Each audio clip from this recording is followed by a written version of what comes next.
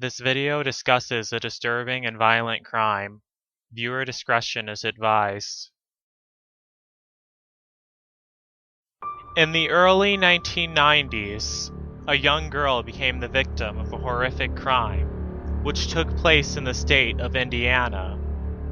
The age of the perpetrators and the brutality of the crime shocked the whole nation. The motive for the killing was jealousy.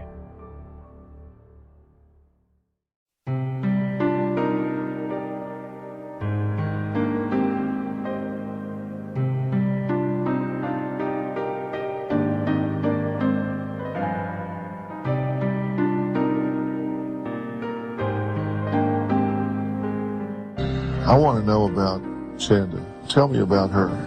Well, she was delightful. She was happy, and she was a typical little girl, very athletic, in every sport, cheerleading, everything she could be in, she was in.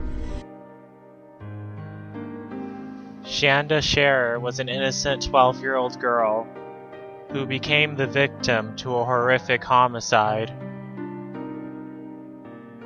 The events leading up to her death started in the fall of 1991. 12-year-old Shanda Sharer moved to New Albany, Indiana with her mother, Jacqueline Bott. Her parents were divorced, and she was living with her mother. Shanda really wanted to make friends at her new school, Hazelwood Middle School.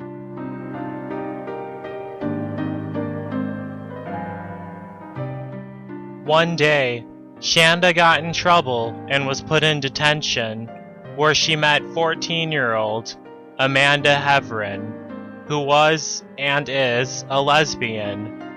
The two of them formed an intimate relationship, which Shanda's mother, Jacqueline, did not approve of. Shanda soon found out that Amanda had already had a girlfriend, a very jealous 16-year-old girl named Melinda Loveless.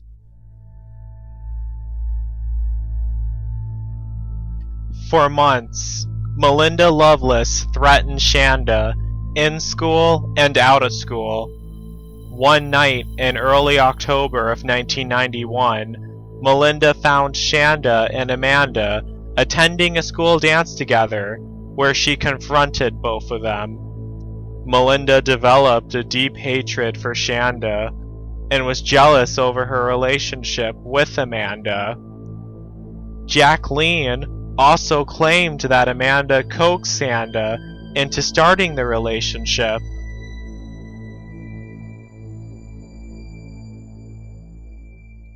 Soon, Melinda started planning on killing Shanda, and she threatened her in public. Things got so bad that eventually Jacqueline had Shanda transferred to a Catholic school, a school called Our Lady of Perpetual Help School. Jacqueline described that her daughter was happier there and was making new friends and now getting good grades. Things were going much better for Shanda here. But Melinda's rage did not stop. Even though Shanda and Amanda stopped contacting each other, Melinda still wanted to kill Shanda. On a cold winter night in January of 1992, Melinda would finally act out on her vicious plan. Melinda Loveless was also friends with a 17-year-old girl named Lori Tackett, a young woman with a very disturbed mind. Lori had always had a strong aspiration to kill someone, and she truly believed that it was her destiny in life. Along with the rage of Melinda Loveless, the two of them hatched a sadistic plan to end Shanda's life. On the night of January 10th, 1992, Lori Tackett and Melinda Loveless got together with two other friends, Tony Lawrence and Hope Rippey. Out of all four girls, only Melinda had known Shanda. Melinda explained to Hope and Tony that she hated Shanda for stealing her girlfriend, and she's shown them a knife that she was going to use to scare Shanda and teach her a lesson. That night, the four girls drove over to the house of Shanda's father. Shanda was staying with her father that night. Melinda told Hope and Tony to ring the doorbell and to lure Shanda into the car by telling Shanda that Amanda was with them and that Amanda wanted to talk to her. Shanda told them to come back later that night while her father was asleep. The four girls then drove to Louisville, Kentucky to attend a rock concert. They came back later at midnight, where they found Shanda at the end of her driveway, waiting for them. Then they snatched her and pulled her into the car, where Melinda jumped up behind her and held a knife to her throat. The four girls took Shanda to an abandoned house made of stone out in the middle of the woods, called the Witch's Castle.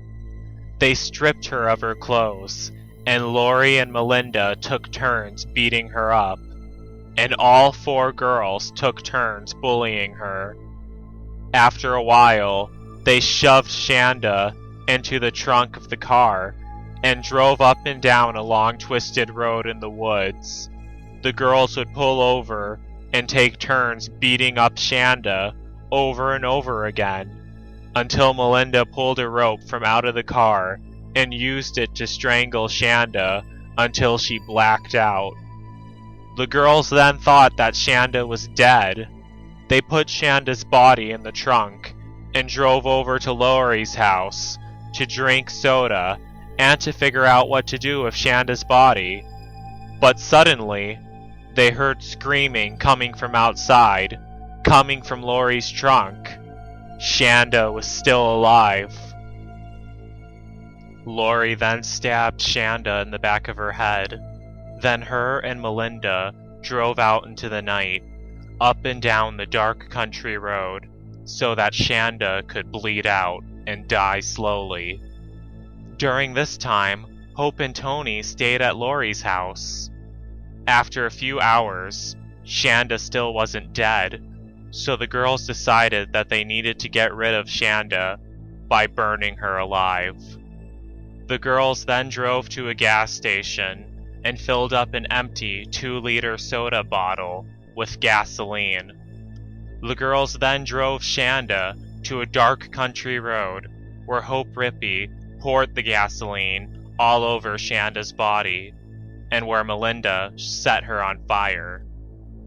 As Shanda was burning, the girls started to drive away, but then Melinda looked back and saw that Shanda was still alive and was still trying to climb to her feet. The girls turned around and Melinda poured more gasoline on Shanda's body. Shanda then died from choking on the fumes of her burning flesh. Afterwards, the girls drove to McDonald's to have breakfast, and with absolute sick humor, they joked that the sausages they were eating resembled Shanda's burning body.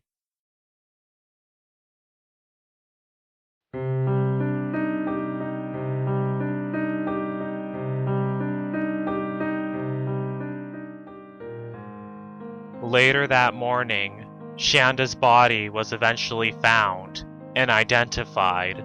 The whole community was shocked by Shanda's horrific death. All 4 girls were arrested when Tony Lawrence confessed to the police and told them the whole story. Eventually, all 4 of the girls were convicted, but none of them got a life sentence. Tony Lawrence was sentenced to 20 years in prison, but she was released in year 2000. Hope Rippey was sentenced to 50 years in prison, but she was released in March of 2006. Lori Tackett and Melinda Loveless were both sentenced to 60 years in prison and have yet to be released. Shanda's family was devastated after they found out what happened to her.